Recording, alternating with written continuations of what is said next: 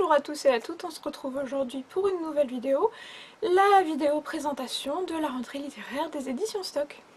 Il y a quelques jours, j'ai donc été invitée par les éditions Stock à la présentation de la rentrée littéraire de tous les romans, des 11 romans qui feront la rentrée littéraire de 2015, donc qui paraîtront majoritairement autour du 19 août, voire début septembre 2015, aux éditions Stock. Je vais donc vous présenter tout ça.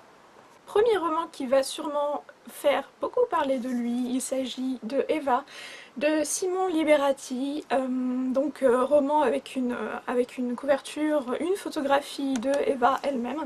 Donc Eva, c'est une personne qui existe réellement, c'est un peu la Lolita de Nabokov réelle. C'est une jeune fille qui est la fille de Irina Ionesco, une très célèbre photographe, et qui a été photographiée par sa propre mère depuis l'âge de 5 ans dans un cadre érotique, voire pornographique. Et donc c'est une fille qui a été détruite par sa propre mère dès son enfance, qui a eu une enfance très compliquée, qui s'est enfuie, qui a fui sa mère dès l'âge de 10-11 ans, et donc qui a sombré dans la spirale de la DAS, de la drogue, des soirées parisiennes, etc., de l'alcool, très très très jeune. Donc là, la couverture la montre dans une des photos les plus célèbres d'elle, alors qu'elle n'était encore qu'une adolescente dans ces soirées parisiennes. Et donc Simon Liberati, qui est aussi un personnage de l'élite qui fréquentait beaucoup aux alentours de 19 ans les soirées mondaines, etc., a fréquenté Eva alors qu'elle n'en avait que 14 ans. Et donc voilà, ils se sont vus, ils se sont quittés, ils se sont revus, ils se sont recroisés. Et récemment, ils se sont mariés, plusieurs dizaines d'années plus tard. Ils ont fini par se marier. Ce livre est vraiment une sorte de biographie de cette jeune fille, et c'est écrit de façon très très poétique, et c'est un peu une ode à l'amour qu'il lui porte en fait. Et donc oui, apparemment ça va faire vraiment parler de lui. Ça va être un roman phare de cette rentrée littéraire, donc si cette histoire vous intéresse, vous savez quoi faire. Émilie Frêche, un homme dangereux, c'est l'histoire d'une jeune femme très fortement inspirée de l'auteure elle-même, on ne sait pas trop si c'est elle, si ce n'est pas elle, qui un jour fait la connaissance d'un homme et qui va tout plaquer pour cet homme. Elle va laisser tomber sa famille, elle va laisser tomber son travail, elle va laisser tomber ses amis. Malheureusement, cet homme est un peu malsain, destructeur. Il va vraiment il va lui envoyer des centaines de SMS par jour, il va essayer d'avoir une emprise totale sur sa vie. Et au bout d'un moment, ça va devenir une relation vraiment toxique pour la jeune femme. Et donc elle va se demander que faire. Est-ce qu'il faut qu'elle continue sa relation avec cet homme-là? Est-ce qu'il est vraiment bien pour elle? Ou est-ce qu'au final il faut qu'elle le fuit au maximum? Donc c'est vraiment un roman sur les relations toxiques qui finalement peuvent nous arriver à tous, hein. On n'est pas à l'abri de croiser une personne qui a des intentions plus que néfastes envers nous, donc ça a l'air très intéressant également. Les bannis de Laurent Carpentier. Laurent Carpentier, c'est un grand reporter au service culture du monde, c'est son tout premier roman. Et donc pour son premier roman, il nous retrace un peu l'histoire de sa famille, qui en fait il s'est aperçu un jour qu'il réfléchissait sur l'histoire de sa famille, que à chaque génération dans sa famille, il y avait une personne qui avait subi un exil, qui avait été exclue de quelque chose ou d'un endroit, qui avait été forcée de fuir en fait. Et donc c'est cette histoire qui nous retrace. Chaque chapitre nous parle d'une personne en particulier. Et donc voilà, il nous retrace les destins de chacun des membres de sa famille qui a subi une exclusion. Donc ça peut être l'exclusion du Parti communiste, ou ça peut être l'exclusion d'un endroit de sa famille dont il était originaire, je crois quelque part en Europe de l'Est, où il a été exclu et où ils ont été obligés de fuir. Enfin voilà, c'est cette histoire de constante reconstruction de ces membres de sa famille qui nous livre là. C'est une espèce de bilan en fait, je vais pas dire autobiographique, mais biographique sur l'histoire de sa famille et sur cet exil permanent. Florence Noisville, l'illusion délirante d'être aimée. Alors ce livre, je ne vais pas vous cacher qu'il m'a vraiment tapé dans l'œil à la présentation du roman. Donc Florence Noisville nous dresse le portrait d'une personne comme vous et moi qui va un jour être confrontée à une personnalité malade et qui va être atteinte du syndrome de Clérambault, si je ne dis pas de bêtises, à savoir l'illusion délirante d'être aimée. Donc cette personne va rencontrer une femme qui en apparence est tout à fait normale, hein. Même ses collègues de travail n'ont absolument rien à redire sur elle. Elle va lui offrir un travail, et une fois qu'elle aura accepté ce travail et qu'elle va commencer à venir travailler tous les jours, elle va se rendre compte que la personne en question, donc qui lui a offert ce travail, commence à s'intéresser d'un peu trop près à sa vie, et commence à développer des traits assez étranges, dans le sens où elle va venir la voir et elle va lui dire « Tu as vu, aujourd'hui je suis habillée en toi ». Donc ça peut paraître très étrange. Et oui, et au final, elle va la bombarder de SMS, elle va la bombarder de messages, de mails, etc. Et elle va devenir de plus en plus pressante en lui disant « Mais pourquoi tu réponds pas à mes messages? Pourquoi est-ce que tu me réponds pas? Pourquoi est-ce que tu m'évites? Qu'est-ce que tu fais? Où est-ce que tu es? Qui c'est que tu vois ?» Et ça va devenir complètement fou, puisque cette personne est convaincue que la personne qu'elle a en face d'elle est amoureuse d'elle en fait, et que le monde entier se ligue pour qu'elles ne soient pas ensemble. Et c'est vraiment un syndrome psychiatrique qui existe réellement, et au final, la personne qui va être confrontée à cette femme malade va se demander si elle-même ne va pas sombrer dans la folie, puisqu'elle est confrontée à une personne qui est complètement dingue, et son univers entier devient complètement, devient un étau, se transforme en gouffre duquel elle ne peut pas s'échapper, et si jamais elle parle de la personne malade en question à ses collègues vont pas s'en rendre compte du tout, puisqu'elle n'est malade que vis-à-vis de la personne en qui elle voue une obsession. Donc elle va finir par se demander si c'est pas elle qui commence à s'imaginer des choses, etc. Et donc c'est vraiment, c'est à la lumière d'un thriller en fait, et ça a l'air d'être vraiment très haletant. C'est un roman vraiment très court, en plus de ça qui est divisé en tout petits paragraphes, donc ça se lira très vite. Brigitte Giraud, nous serons des héros. Donc Brigitte Giraud, dans ce roman, nous retrace l'histoire de plusieurs jeunes gens qui vont tous se retrouver à Lyon dans les années 70, et ce sont tous des jeunes gens qui ont été obligés de fuir leur pays d'origine. Donc c'est l'histoire d'un jeune garçon, Olivio, avec sa mère qui ont fui la dictature du Portugal et qui sont arrivés à Lyon. Et à Lyon, le jeune Olivio va rencontrer deux garçons, ces deux garçons qui ont été rapatriés d'Algérie, et qui eux aussi essayent de se construire une nouvelle existence. Ça va être le récit de cette jeunesse en fait qui passe à l'âge adulte, de cette transition de l'enfance à l'adolescence vers l'âge adulte. Donc forcément c'est une période où on n'a pas envie forcément de grandir, où on regrette un peu l'enfance, et il y a voilà, c'est ce regret de l'enfance, mais aussi ce regret de ce pays qu'on a été obligé de laisser derrière nous, et de nos origines, et donc c'est un roman qui se veut très poignant également. Christophe Boltanski, La Cache, c'est également un premier roman pour Christophe Boltanski.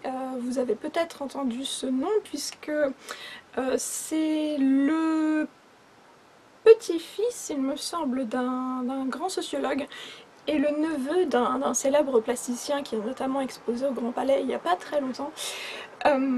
Donc Christophe Boltanski qui lui aussi nous raconte son histoire familiale, l'histoire de ses grands-parents qui durant la Deuxième Guerre mondiale ont simulé le fait de s'enfuir, de partir de leur appartement parisien, rue de Grenelle il me semble, si je ne dis pas de bêtises. Alors qu'en fait, enfin voilà, ils sont sortis de chez eux, ils ont claqué très fort la porte en faisant croire à tout le monde qu'ils fuyaient, qu'ils fuyaient l'arrivée des nazis, etc. Et qui ont fait le tour du quartier pour revenir ensuite et re-rentrer dans l'appartement et se cacher tous ensemble à l'intérieur donc d'une cache sous un parquet, etc. Dans laquelle ils ont vécu pendant plusieurs années. Ils sortaient vraiment sporadiquement, de façon très rare. Et une fois la guerre terminée, ils vont, très curieusement, ils ont tellement pris l'habitude de cette cache qu'ils vont sortir que très tardivement, qu'ils vont continuer à rester dans cette cache. C'est devenu un espèce de petit cocon protecteur, et c'est vrai qu'ils vont avoir toutes les peines du monde à arriver à se réadapter à la vie de tous les jours, et finalement à laisser derrière eux ce syndrome post-traumatique, concrètement. Voilà, donc c'est une histoire assez particulière, encore une histoire de famille, pour Christophe Boltanski, qui est lui-même, il me semble, oui, grand reporter à l'Obs en fait. Voilà, donc deux premiers romans déjà de la part de grands reporters et de grands journalistes. Ce pays qui te ressemble de Toby Nathan, c'est un très gros roman qui, je pense, à mon avis, occupera une place toute particulière dans mes lectures et dans mon cœur, puisqu'il nous parle de l'Égypte contemporaine, entre guillemets, puisqu'il nous retrace l'histoire d'un jeune juif égyptien qui naît dans les années 1920, quelque chose comme ça, oui, qui naît à peu près dans les années 1920 au Caire, et qui va grandir donc dans ce ghetto juif du Caire, avec toute cette diaspora, toutes ces communautés qui cohabitent entre elles, jusque dans les années 1950, où l'arrivée donc de Nasser au pouvoir, qui aura détrôné le roi Farouk, va arriver avec justement toute la mouvance des frères musulmans et donc de l'islamisme radical et tout ce que ça implique, et donc qui va pousser les juifs, qui finalement étaient un peuple, le peuple le plus ancré dans l'histoire de l'Égypte ancienne depuis l'âge des pharaons, et qui avait vu plusieurs peuples envahir l'Égypte sans pour autant jamais quitter cette terre, donc qui avait vu l'Égypte pharaonique, qui avait vu ensuite l'Égypte gréco-romaine, qui avait vu les invasions perses également, l'Égypte romaine par la suite, et ensuite les invasions musulmanes, etc. Et donc qui était toujours resté en Égypte jusqu'à l'arrivée des frères musulmans et d'un intégrisme islamiste plutôt, qui les a forcés à fuir.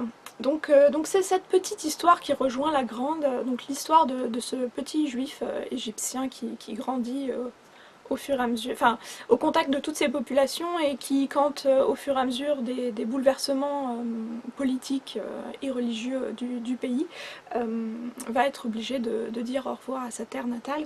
Donc c'est à ce qui paraît un roman très coloré, plein d'embrun, plein d'odeurs, plein de... Voilà, c'est vraiment l'Orient, on le ressent, et apparemment la plume est vraiment très poétique.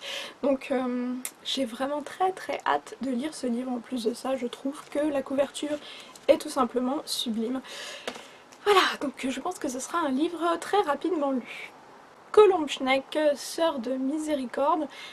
C'est un nouveau roman pour Colombe Schneck, qui cette fois-ci est peut-être le roman le moins autobiographique de tous les romans qu'elle a écrits auparavant, puisque elle nous raconte l'histoire de Azul, qui est une femme de ménage qui vient de Bolivie.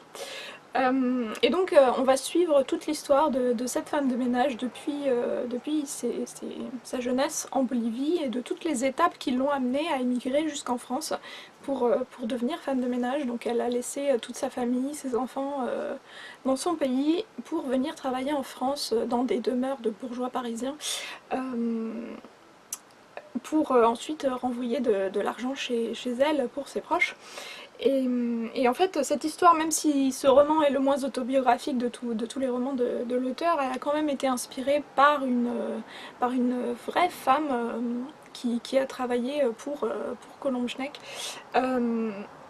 Et qui finalement en fait se rend compte que la plus seule des deux entre la bonne et la femme bourgeoise pour laquelle elle travaille, parfois c'est la femme bourgeoise parce qu'elle est seule, elle voit pas son mari, elle voit personne en fait toute la journée, elle est seule dans son grand appartement parisien et c'est une solitude affective et sentimentale qui est assez perturbante. Et donc Colombe Schneck qui a réellement demandé une bourse d'écriture pour pouvoir aller partir plusieurs mois en Bolivie pour découvrir ce pays et découvrir le pays de sa femme de ménage et réussir à écrire ce roman. Donc je pense que c'est un roman très très poignant. Eric Faye, Il faut tenter de vivre. Ce roman, c'est l'histoire d'une femme qui a elle aussi déjà existé, enfin réellement existé, donc qui s'appelle Sandrine Broussard et qui avait, je sais pas si on peut appeler ça un trouble de la personnalité, puisqu'en fait cette femme a toujours vécu d'arnaques. Elle passait des arnaques, enfin des annonces pardon, dans les journaux pour dire qu'elle recherchait femme seule, recherche homme sympathique, etc. sur la Côte d'Azur. Et donc elle entretenait des relations comme ça épistolaires avec certains hommes et quand ces hommes voulaient qu'elle vienne les voir, elle prétextait ne pas avoir d'argent, ne pas avoir suffisamment de moyens et donc ces hommes lui envoyaient des mandats, de l'argent, pour qu'elle puisse venir les rejoindre et forcément vous imaginez bien qu'elle empochait l'argent et qu'elle disparaissait aussi vite. Mais c'était pas réellement par besoin d'argent en fait et pour s'enrichir qu'elle faisait tout ça, c'était vraiment ce qui la faisait vivre en fait, c'était par quête du frisson, par recherche de l'adrénaline, parce qu'elle a fini par rembourser certaines personnes qui au final étaient complètement désespérées de s'être fait avoir comme ça et qui étaient tombées dans une voilà, dans une détresse incroyable. Elle avait fini par les rembourser, mais c'était vraiment, voilà, c'était le goût du risque. Et au final, donc l'auteur qui a rencontré cette femme nous raconte un peu son parcours, qu'est-ce qui l'a poussée à faire ce genre de délit, par où elle est passée, hein, elle est passée jusqu'à l'exil hein, finalement, puisqu'à un moment elle était tellement recherchée par la police, hein, qu'elle a fini par s'exiler pendant des années en Belgique et qu'elle a enfin peut-être pu revenir. Donc c'est vraiment tout ce parcours et cette tentative de réadaptation au monde et à la normalité entre guillemets pour cette femme. Voilà, donc assez intéressant également. Et enfin deux romans étrangers cette fois-ci, donc là on a fait le bilan des romans français et romans étrangers. Avant la fête de Sacha Stanisic, oui je crois, hein, je vous montre un peu l'orthographe de son nom. Donc Sacha Stanisic qui est un auteur, que je ne dise pas de bêtises, il est né de mère bosniaque et de père serbe, et il a grandi en Allemagne. C'est un auteur qui a été déjà très, très acclamé par la critique pour ses précédents romans et qui nous propose ici un roman sous forme d'un conte en fait, donc qui se passe dans le village de Fürstenfeld en Allemagne. La veille de la fête de la Sainte-Anne, et donc c'est l'histoire d'un village où chacun des habitants de ce village va réagir durant cette nuit, va réagir de façon bien particulière à l'arrivée de la guerre. Et il y a même l'histoire en fait, donc il y a toute l'histoire suit tous les différents personnages du village durant cette nuit particulière. Et il y a même le personnage d'une renarde qui, pour sauver ses petits qui n'ont rien à manger, va essayer d'aller voler un œuf à l'intérieur du village et va quelque part observer la façon dont... ça va être le point de vue extérieur qui va observer la façon dont tout ce qui se passe dans le village durant cette nuit. Donc oui, c'est un roman assez particulier. Qui d'ailleurs est écrit de façon assez particulière puisque en feuilletant vous pouvez voir que parfois il y a des, il y a des écritures manuscrites. Tout le roman n'est pas comme ça, je vous rassure, il y a parfois des façons d'écrire tout à fait ordinaires. Donc oui, ça a l'air très particulier. Et pour finir, Funny Girl de Nick Hornby. Nick Hornby qui est un auteur déjà très célèbre en Angleterre et qui nous livre ici une espèce de chronique des 60s à Londres, en Angleterre. Voilà, vous allez assister à l'émergence des Beatles, à l'émergence des Rolling Stones, à l'émergence de tout ce qui fait finalement les années 60 et la folie des années 60 en Angleterre. Et donc c'est l'histoire d'une jeune fille qui va être élue Miss Blackpool, donc c'est une bimbo hein, quelque part, mais qui se refuse à être uniquement une bimbo qui ne sait rien faire d'autre que poser pour des magazines, et qui va finir par intégrer la première sitcom qui va être diffusée sur la télévision anglaise. Voilà, elle a une passion pour le divertissement, elle veut vraiment poursuivre une carrière télévisuelle, etc. À la BBC. Et oui, c'est l'histoire de cette jeune femme qu'on va suivre, et aussi à travers son histoire, on va suivre la grande histoire, justement tout ce qui s'est passé dans les 60s en Angleterre et toutes les personnes réelles qui ont marqué cette décennie. Et c'est une histoire vraie, hein, donc c'est un roman, mais c'est aussi l'histoire vraie de cette jeune fille. Et donc vous avez, au fur et à mesure du roman, vous avez également des documents qui illustrent le roman. Donc vous avez Mick Jagger là par exemple. Voilà, c'est nouveau gros roman de Nick Hornby qui, entre parenthèses, est donc un grand auteur, mais qui est aussi scénariste du cinéma. Scénariste au cinéma, c'est peut-être plus français, et qui a notamment signé le scénario de Wild, le film adapté du livre du même nom, et qui est sorti il n'y a pas très longtemps dans les salles. Voilà. Et voilà, ça conclut donc toute la rentrée littéraire des éditions Stock. Je pense que je vous ai brossé un portrait assez large et en même temps assez détaillé de tous les romans qui vont paraître chez Stock dès le 19 août 2015. Et pour certains, je crois que c'est les romans, les 2 romans étrangers qui vont paraître juste uniquement au mois de septembre, mais les autres seront disponibles dès le 19 août.